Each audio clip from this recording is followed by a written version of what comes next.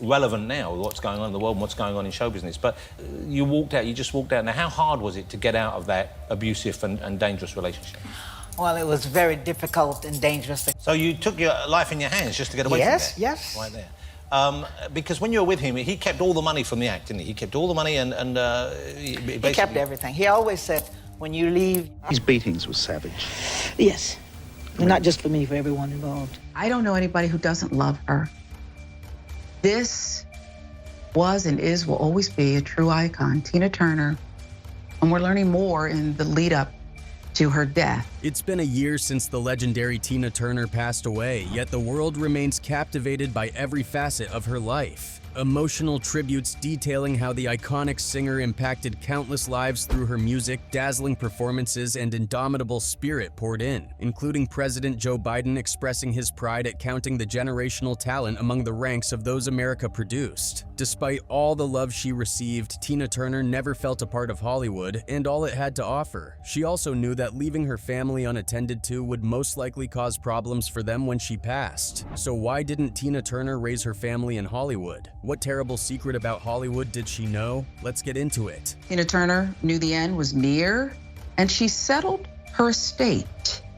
Too many times we see families battling it out or torn apart. Tina Turner reportedly had all of her estate matters settled, and she did it years earlier. According to Radar Online, this was in an effort to prevent any family from fighting over her monumental fortune, and she had a lot. When legendary rock and roll artist Tina Turner realized she was severely sick, she decided to settle all her estate matters to avoid family fighting over her vast fortune. According to RadarOnline.com, Tina started getting her ducks in a row and finalized her will in 2021 itself. The Proud Mary hitmaker, whose estate is estimated to be worth $270 million, reportedly feared she didn't have long to live and wanted to ensure everything was in order. Tina even sold off her music catalog to record label BMG for a reported $50 million.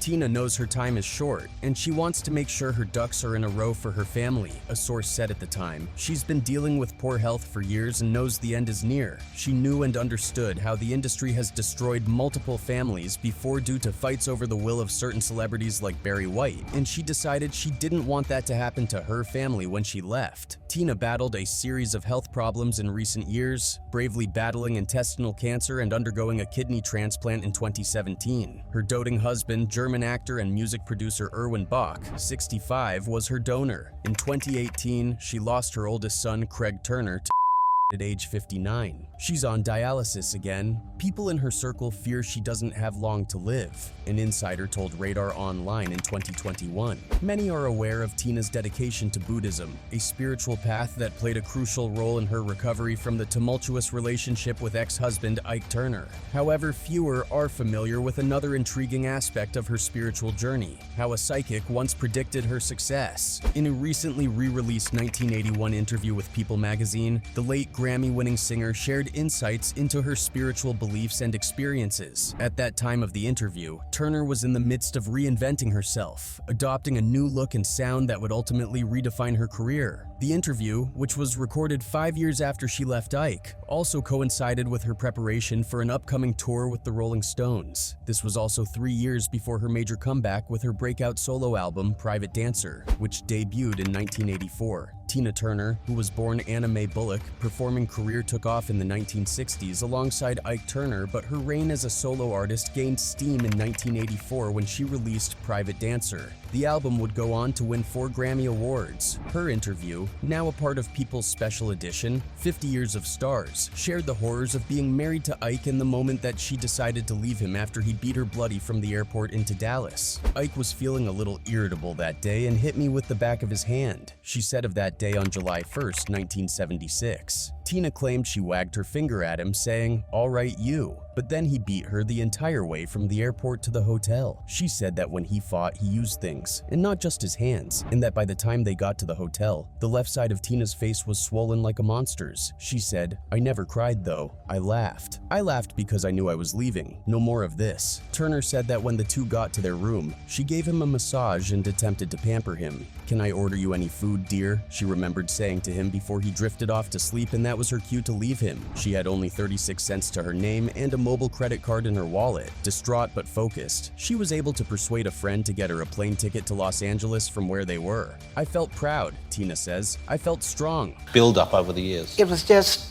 time to not take anymore. It was constantly abusive, other things going on. There was no control, there was no freedom. I felt like Martin Luther King. 3 years later, she would be on top of the world as a megastar, fulfilling a promise that a psychic once told her, "You will be among the biggest of stars. A partner of yours will fall, like a leaf from a tree in autumn. You will survive and go on." According to Chartmasters, between 1984 and 1989, Tina Turner, in her reimagined form, achieved staggering success, selling an astonishing 31 million albums. During this period, she embarked on 7 tours, performing for over 18 million people. In 1986, Turner published her autobiography, I, Tina, sharing her life story with audiences old and new. This memoir resonated deeply with both longtime fans who had followed her since the classic era and new listeners discovering Turner through her chart-topping hits. It was this book that led to the production and release of the biopic What's Love Got to Do with It in 1993, based on her life. Tina Turner's role was played by Angela Bassett, whose portrayal was so remarkable that it even earned high praise from Turner herself, highlighting the actress's exceptional talent and the film's impact. Someone's going to play me in What's Love Got to Do with It. I was a little bit skeptical when work began on the 1993 film. Turner wrote before her homage to the woman that played her. First of all, who are they going to find to sing, dance, and act like me?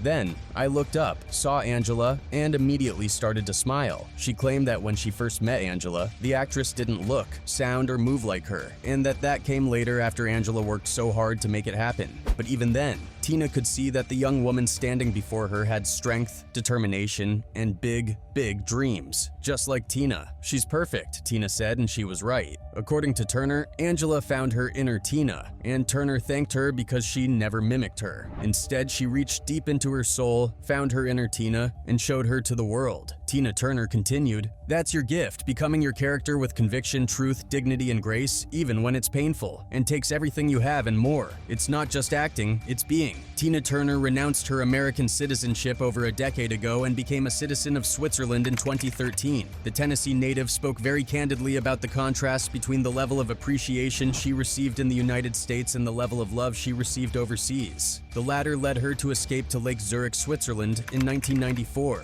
Tina's rise to fame in Europe began in the mid to late 1960s when she and her then-husband Ike Turner toured with the Rolling Stones. She received rave reviews for her performances in 1966, including for her song River Deep Mountain High. "They are certainly the best thing this country has ever seen," the narrator says in With the Rolling Stones, 1966 tour with Ike and Tina Turner and the Yardbirds, a documentary about the tour. There's Tina Turner. Wow, what a woman. She hits the stage like a hurricane and you find yourself spellbound by her voice. The American leg of the Rolling Stones tour in 1969 further cemented how enamored fans were by Turner's presence on stage. The rock and roll style of Grammy Award-winning songs like Proud Mary resonated with the European audience. In 1967, Rolling Stone magazine wrote, "Tina Turner is an incredible chick. She comes in this very short miniskirt way above her knees with zillions of silver sequins and sparklers pasted on it. Her dancing is completely unrestrained." Despite all the fame and accolades the duo was collecting, the early years of Tina's career surrounded her tumultuously violent relationship and marriage to her musical partner Ike, who passed away in 2007. They toured as a unit until she filed for divorce in 1976 after a bloody physical altercation with Ike. The divorce was finalized in 1978, and finally, after years of being physically beaten, the singer walked away with nothing but her stage name.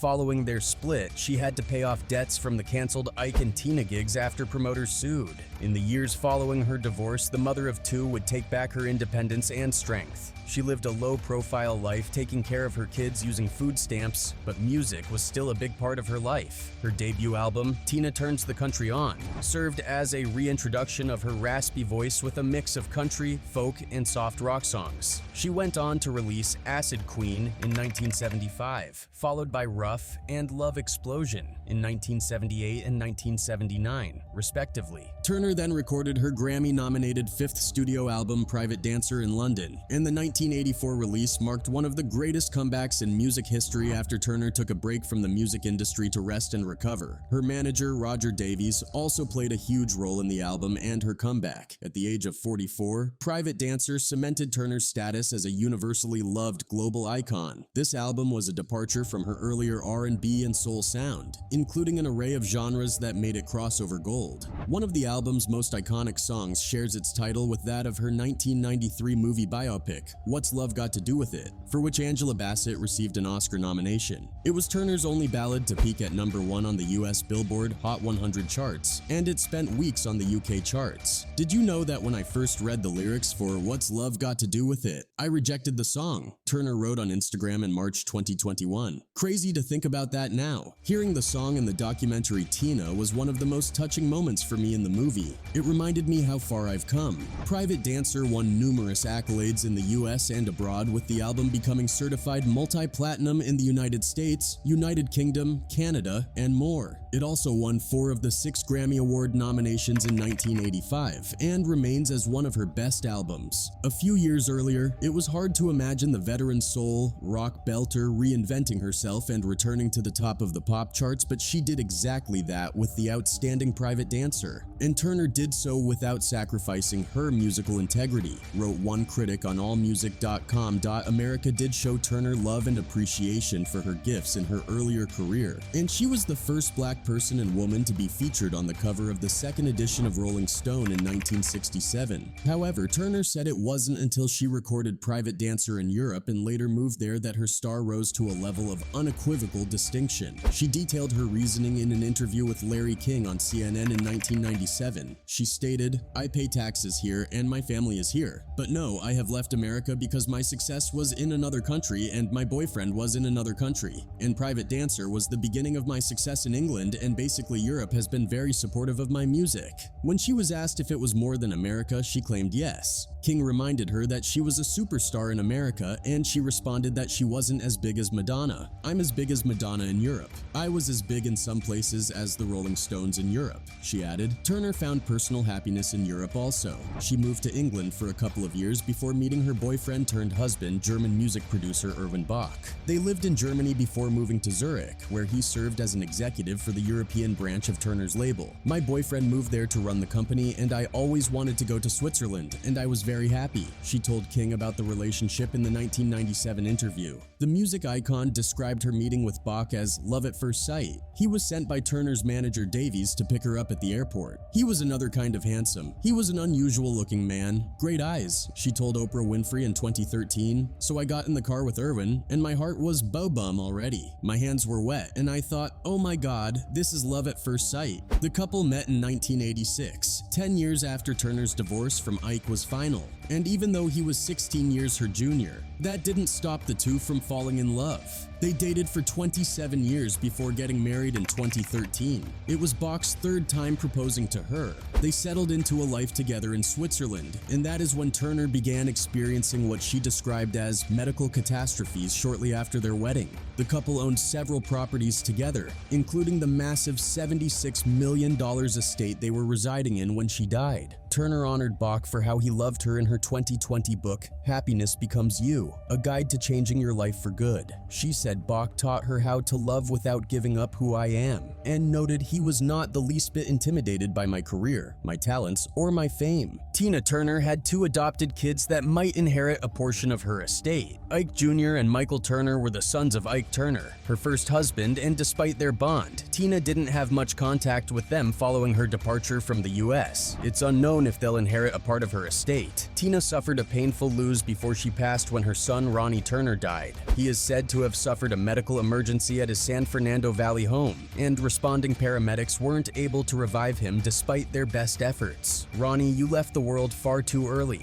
In sorrow, I close my eyes and think of you, my beloved son," Tina said in a tribute. An autopsy report later revealed that Ronnie succumbed to health complications from stage 4 colon cancer. Tina was once asked how her spirituality and Buddhism drove her, and she claimed that of everything she had done to succeed as an artist, Buddhist, spirituality had the greatest influence. The Buddhist teachings of compassion and kindness, which have much in common with the principles of love thy neighbor and do unto others that she learned from the Baptist influences in her childhood, had always been guiding forces for her. After she began studying Buddhism and chanting Nam Myoho Renge Kyo, she claimed she felt as if a different person emerged. Her true self came out, and she became cheerful, confident, and resilient. Her approach to life and work became calmer and more thoughtful, and her reactions were more tempered. Tina claimed she used to get angry first and ask questions later, but after she embraced Buddhism, it flipped. She could easily stay calm and figure out the details instead of jumping to conclusions. Tina also came to understand that any achievement stems from inner change. The more she studied Buddhist principles, the deeper she dug within herself and cleaned up whatever attitudes or habits were standing in her way. And the more she chanted and aligned her goals with an authentic desire to inspire happiness in others, the more her life began to improve.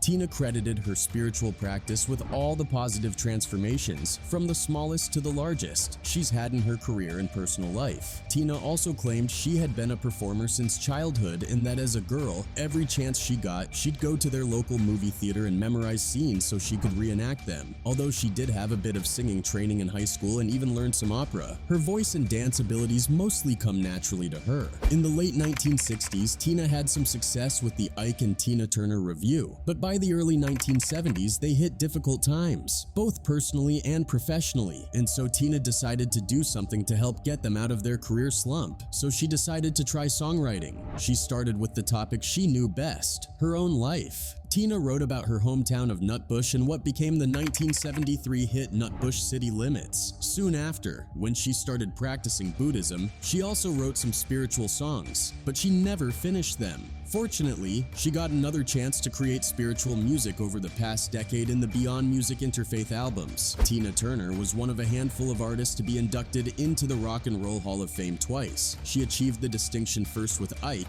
then as a solo artist. What do you think of Tina Turner and her decision to move away from Hollywood? What about her decision to settle her family and estate matters before her passing? Tell us in the comments section. That's it for this video. See you in the next one.